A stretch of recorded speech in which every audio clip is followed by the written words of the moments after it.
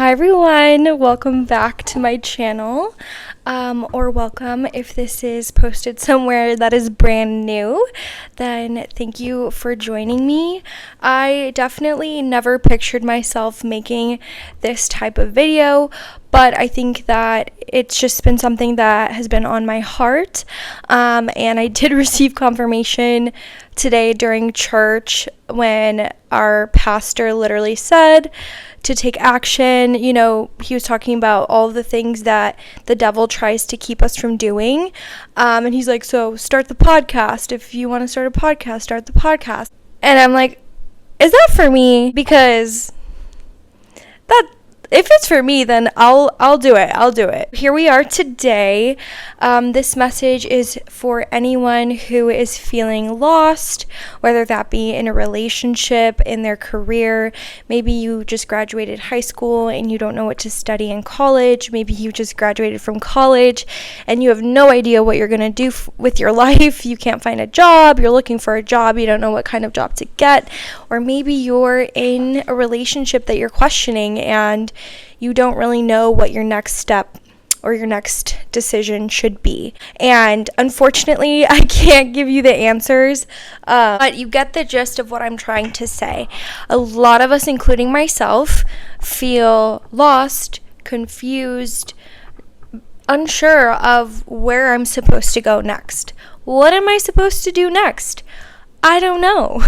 So I think that the messages that I've been hearing recently have inspired me and they have moved me and they are worthy of being shared. So that's what I'm doing today. I'm going to share a couple of messages that I have personally been hearing that I think would, hopefully help someone else out. And even if it's just one person, then, it's all worth it to me. I'll give you a little bit of a background on myself. I am 26 years old. My name is Nerea. I purchased my first condo earlier this year, so I'm super grateful for that. Over the last couple of years, I have found myself in not so great relationships, and that's my own doing, but there was something missing in my heart and in my discernment when I was choosing people to date. I've had struggles with relationships. I think that is a pretty common thing that women in their 20s are experiencing right now. I think that it also comes down to self-esteem and knowing who you are. So before we can get into relationship with other people and truly love other people and allow other people to love us, we really, really, really need to be able to love ourselves. And with that being said, I totally do think that, you are deserving of love at any stage, that you don't have to be perfect to be in a relationship or to find love. But I am speaking for, the people who may have some childhood trauma, some wounded, ego or, inner child work that they need to address, because I think that it's a very deep-rooted issue, and someone, amazing simply coming along is not always enough. Sometimes we need to dig a little bit deeper and meet ourselves before, we can even offer this amazing love that we want to give other people. I hope that makes sense. So anyways, I think that where I'm at in my journey right now is really diving into that self-love, but also having humility around that and remembering to put God first and thanking God for all of the good things in my life, learning what He has to say about me and what He has to say about you. So I think that it's a very personal experience, but I think it's an important one. I will start off with Jeremiah 1:5. God is talking to Jeremiah, and He says, I chose you before I formed you in the womb. I set you apart before you were born. I appointed you a prophet to the nations. And this verse really touches me because, oh my goodness, I am so sorry. I did not expect myself to get so emotional. But as you can see, this verse really, really touches my heart. And what I was trying to say is I think that there are a lot of people who grow up in homes that are not very loving and honestly can be quite the opposite. You know, a lot of anger, a lot of hatred, a lot of judgment. And I think that as a child, you know, that's so important. It's so important to know that you are loved and that you are set apart, that you are special. And a lot of us don't get to experience that.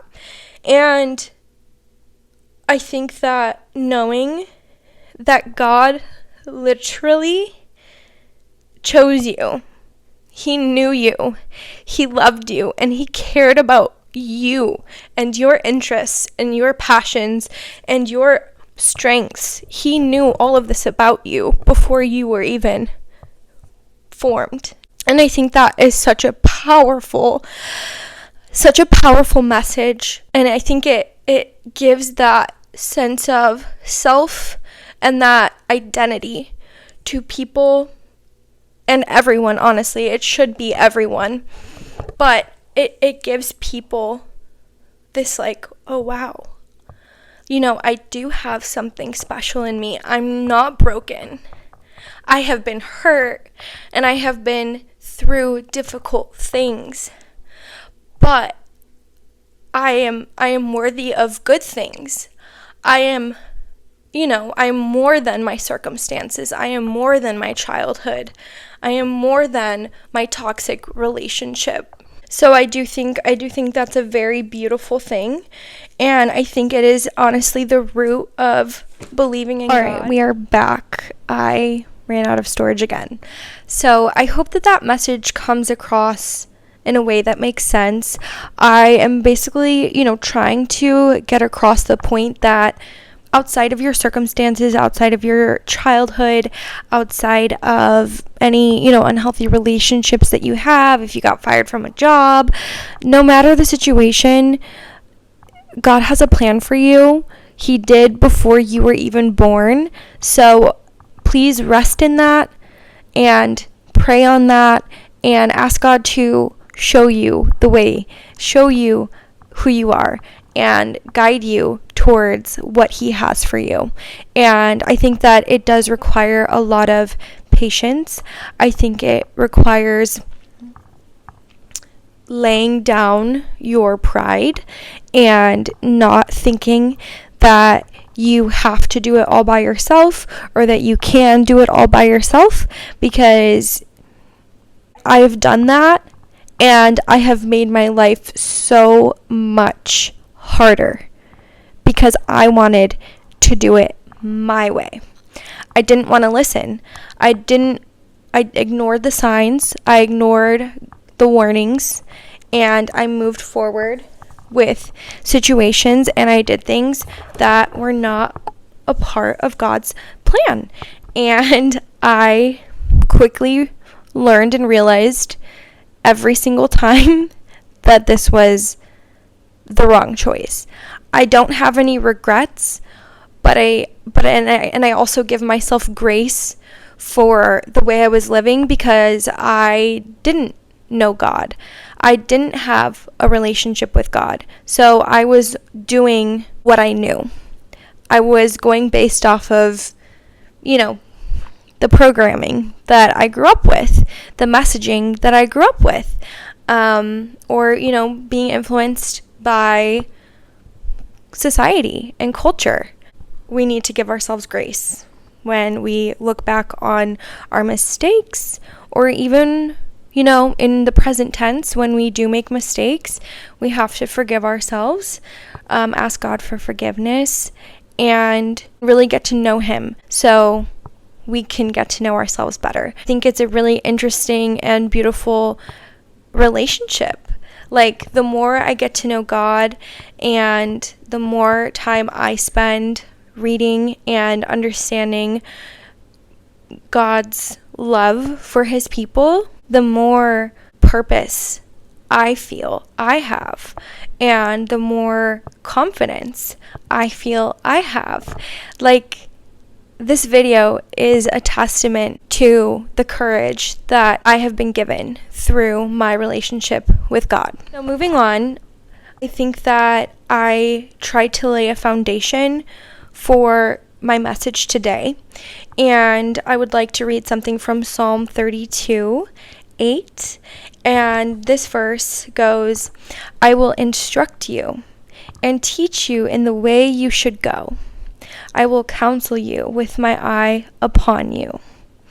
And I think that this is beautiful because God is telling us that I will teach you how to live. I will teach you how to move through your life. And I will counsel you. So he will be there through our difficult times, frustrating moments of confusion. And he does this like a mother or father would, to their child. They will keep their eye on you. And that's what God does to us. He is constantly checking on you. He always has his eye on you because he loves you